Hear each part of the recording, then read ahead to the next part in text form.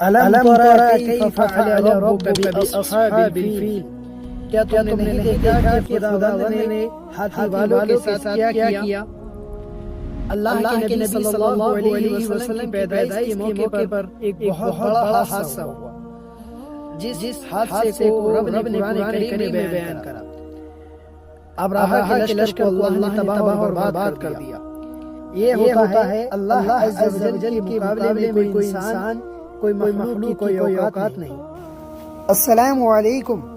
آج ہم بات کریں گے سورہ الفیل کی، ایک ایسی سورہ جو ہمیں اللہ کی قدرت، حفاظت اور اس کے عذاب کا زبردست ثبوت دیتی ہے۔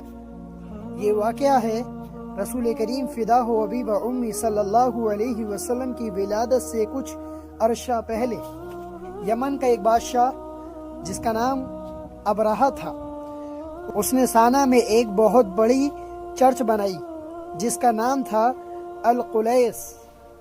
ابراہا چاہتا تھا کہ لوگ کعبے کو چھوڑ کر اس کے چرچ کیے طواف کریں، اس کے چرچ کا حج کریں، لیکن لوگ اس کے چرچ کا نہیں، لوگ کعبے کا طواف کرتے تھے، کعبے کا حج کرتے تھے، اور یہی بات اس کو کھٹکتی تھی، یہی بات اس کو ہضم نہیں ہوتی تھی۔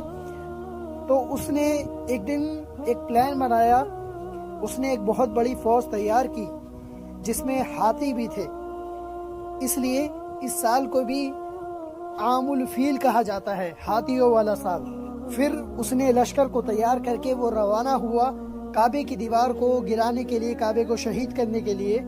پھر اللہ کی قدرت دیکھو، جب ابراہا کا سب سے بڑا ہاتھی محمود کعبے کی طرف بڑھنے لگا تو وہ وہیں بیٹھ گیا۔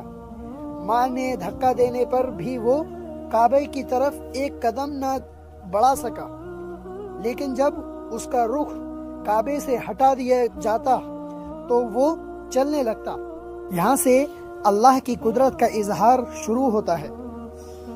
اللہ عز و جل کچھ بھی کرنے پر قادر ہے، اس کے گھر کو کوئی توڑے گا اور اللہ عز و جل اس کی حفاظت نہیں کرے گا، ایسا تو ہو ہی نہیں سکتا۔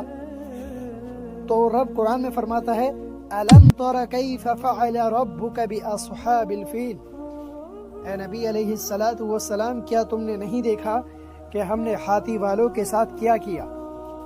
أَلَمْ يَجْعَلْ كَيْدَهُمْ فِي تَضْلِيلٍ، کیا ان کی چال بالکل برباد نہ کر دی؟ اللہ عز و جل نے ان کی چال کو، ان کی پلاننگ کو نیست و نابود کر دیا، برباد کر دیا۔ وَأَرْسَلَ عَلَيْهِمْ طَيْرًا أَبَابِيلَ، اور ان پر چھوڑ دیے ابابیل یعنی کہ ایک پرندے چھوڑ دیے، اور پرندے ان کو پتھر مار مار کے انہیں بے حال کر دیا۔ تَرْمِهِمْ بِحِجَارَةٍ مِّن سِجِّيلٍ، تم ان کو مارتے تھے سنگل کے قسم کے پتھروں سے۔ وَجَعَلَهُمْ كَعَصْفٍ مَأْكُولٍ، بالآخر ان کو اللہ نے کھائے ہوئے بھوس کی طرح کر دیا۔ وہ پرندوں نے ان کو کھائے ہوئے بھوس کی طرح کر دیا، ان کو نیست و نابود کر دیا دنیا سے، جنہوں نے صرف یہ ارادہ کیا کہ ہم کعبے کو توڑیں گے۔ تو سوچیں کہ اللہ کی قدرت، اللہ کا عذاب، ہر چیز اس صورت کے اندر پوری ڈیٹیلز کے اندر چھپی ہوئی ہے۔ اگر میں مکمل تفسیر سے آپ کو بتاؤں گا تو ویڈیو بہت لمبی ہو جائے گی، تو شارٹ میں نے آپ کو بتایا۔ اگر جانے انجانے میں کوئی غلطی ہو گئی ہو تو رب العالمین معاف فرمائے، آمین۔ السلام علیکم ورحمۃ اللہ وبرکاتہ۔